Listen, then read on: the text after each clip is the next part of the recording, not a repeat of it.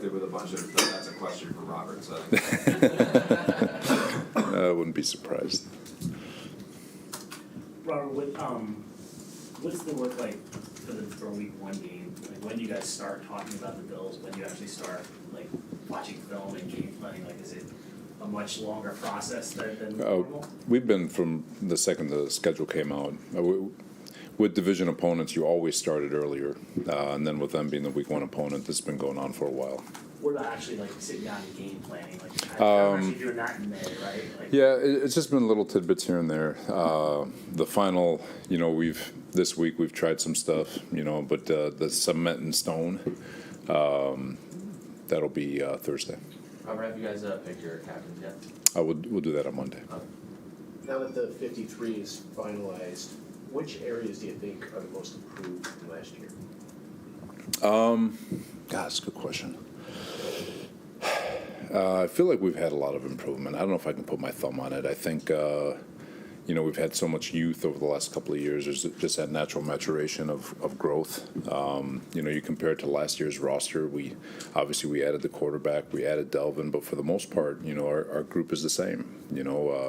Obviously Lazard is here, Cobb, but for the most part, our team is very, very much the same. It's just grown a little bit more. I think the intent has always been there. I think the effort's always been there. I think our young guys have definitely taken a step forward, and so it's just going to come down to health. But it's to pinpoint it to one thing, I think just as a team, just the natural maturation of our youth over the last couple of years has gotten better. Some of those young guys, like obviously Tony Adams and also Sherwood as well, just talk about them and the confidence that you have in them heading into the season. A lot. Sherwood, he's grown a lot over the last couple of years. Last year, coming off the Achilles, his rookie year, just trying to get his feet underneath him, I thought he's taken a really big step. He's grown. He's gotten a couple more. He's gained some weight, so he looks like a linebacker. And he's playing a lot more free. So just he's made a big jump. And who's the other one? Tony Adams. Tony Adams? Yes. Same thing with him. You felt it last year, with his mindset and the way he approached things. And then this year, when Chuck went down, he really went to another level, obviously with training camp. Had a lot of excitement going into training camp for him. Thought it'd be good to see him compete. And he competed. He's earned that job, and now it's just a matter of him just calm his world down, just take one play at a time. As far as the follow up with Tony Adams, like the Miami game where he was really featured, was that moment where you thought, this guy could be, so he showed a lot of potential in that one? No, because he was felt coming out of training camp last year that if we lost Tony, we'd all be sick. That's honest to goodness truth, and. So you just saw it throughout all the practice habits, just the way he approaches the game. And then obviously you got an opportunity late in the season, Seattle, a little bit, Miami. And then just the way he attacked this offseason, going into OTAs and all that, just thought we as an organization made a good decision to keep him. Robert, I know obviously injuries are part of the game and you like to knock wood there, but how do you feel about your team's depth coming into this season as compared to last year? It's good. It's always good. We've got a lot of faith in a lot of guys. Just going on the old line. You got Tippmann and Schweitzer and Max all have played. Schweitz and Max have started NFL games, and then Tip obviously we know he can do it. And Billy Turner has a ton of reps under his belt. So we got really good depth on the O line. The D line obviously speaks for itself. Linebackers, we all feel really good about the depth, and hopefully nobody gets hurt. But the depth of the roster, we feel good about the guys we have. Robert, we talked about Aaron being a hungry guy, everything like that, because he's older and he wants to. When you have a few of those guys, CJ maybe not as old, Mosley, but what is it like to have him? Aaron talked about his leadership on the other side of the ball in the locker room. How important is it to have CJ? CJ, he's a stud, man. He is the captain. So he's CJ.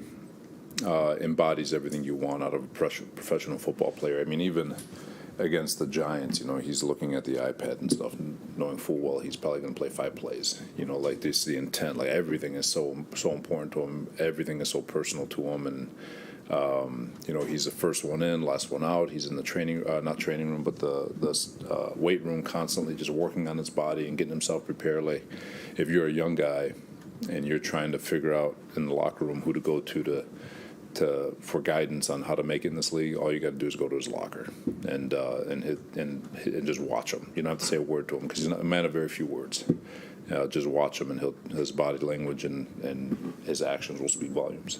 Robert, if you look through each position group, it seems like you have a veteran who can help kind of lead the guys, and you have a group of young guys kind of like coming up. Like, how valuable is it to have that dynamic in almost every single position group? It is like initially, speaking for myself, you kind of take it for granted. That first year we're so freaking young, and you forget, like, it's just and you got to have the right type of veteran. You can't just say, okay, well, we got a veteran, let's go, because there's a lot of veterans who don't do it the right way. They're just coasting in for their last paycheck, if you will. But at the same time, you feel really good about the guys that we have with, in terms of how they approach the game. You look at a guy like Dwayne Brown, who just embodies everything that you want, and the way he can provide leadership, and Randall Cobb coming in, and like, he's been unbelievable. Has far beyond exceeded any expectation I could have ever dreamed of for a guy like him. So as long as you have the right guy, that balance becomes priceless. Because, like I said, I've said it before. When they're in the locker room, because we don't go in the locker room, so players they spend more time with each other than coaches do with players. And so to have that veteran leadership to kind of guide and show a young man, it's like a big brother. Come on, let me show you how to do this. And it's to have that it really is priceless. Robert, how do you determine how many captains you will have had this year and last year? How did you determine that? One for each phase of football. You have three? We'll have three, and then the fourth captain is decided on Friday by the coaches. So the three are decided by the players, and then the fourth captain is always decided by the coaches. Usually pick a guy who exemplifies everything we believe in as a staff. That's sounding kind of a shot at the Giants, right? To each his own, man. But to each his own. To each his own. Too many captains. No, I mean there's because some teams do, like we've done leadership councils where you have a representative from each group. So you want to make sure that your locker room feels like it has a voice, and so we've done leadership councils where there's 15 guys who speak on behalf of the team. So it's however you get to that number, it's all the same. If you have a group of guys that you trust and you want having that message, and shoot, all 53 can be captain for that matter. So you do have a leadership council? Yeah, we've had leadership councils in the past. We'll see about this year. As far as Jordan Whitehead, I know you spoke about him a little bit during the offseason. Just talking about what gives you the confidence he'll have a much better year in 2023 as opposed to last year? J-Dub, I'm going to adjust your question and say he had a really good year last year. I know he dropped 4 interceptions, which would have changed everybody's perception about what he did, but he was phenomenal last year, and I think he's going to be even better this year. He's in a great mental headspace. I think he's gotten faster, believe it or not. In the Giants game, he displayed some red line to red line speed that I think even surprised him, because he got to the ball before he got to the catch point before the ball got there, and his physicality will always be there. His communication is elevated because he's more comfortable in the system.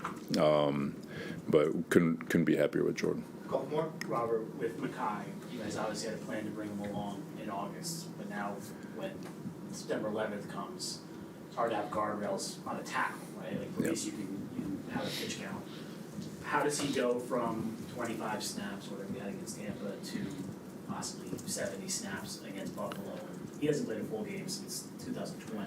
That's going to be the tough part for him, and it's like I said, like, nobody's played a game equivalent. You go by in a practice, so much rapid fire. If you can hit the 30 to 40 range, we trust that you'll be in the shape that you need to be in to play in a football game. And so nobody on our football team has actually had 70 snaps at all in any one particular day. And he's done that. He had, a couple days ago, he hit 34.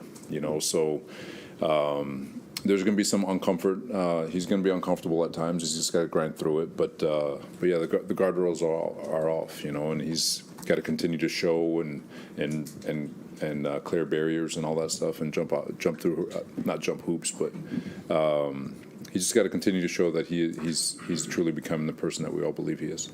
I know you guys had talked early in the preseason, maybe having him on the sideline or trying him in the booth. What's that going to look like during the regular season? He'll be on the sideline. And what's the reasoning behind that? Just the comfort level for Aaron and him from a communication standpoint.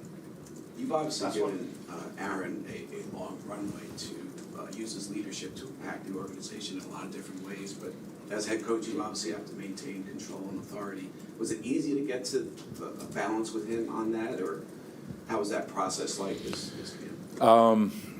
I think it's not to minimize it, it's a kind of a superficial overall arch from a question standpoint. I'll explain why. Aaron's a teammate, and that's why I look at it. Coaches and players are teammates first. And yeah, there's a level of respect and communication in terms of how we get things done, and but I always want that open communication. I'll always defer to the defense in terms of, all right, there's a really interesting concept that we need to defend. You want their voice. You want their input. You want them to challenge the way you're doing things because they're the ones that are getting the bullets shot. They're the ones in the locker room that understand little things that may be in your blind spot. So you want them to have the freedom to come and speak to you openly about things that they have concern over. So when you have guys who do it the right way, guys like C.J. Mosley, Quinnen Williams, Aaron, Dwayne Brown, you want them to come in and have the freedom to be able to express what they feel and speak on behalf of the team. So I don't look at it like I coach, you play, shut the F up. It's more you're my teammate, we're teammates, we can do this together, and I'm speaking to the roster on that one. Thanks, everybody. All right, guys, thank you.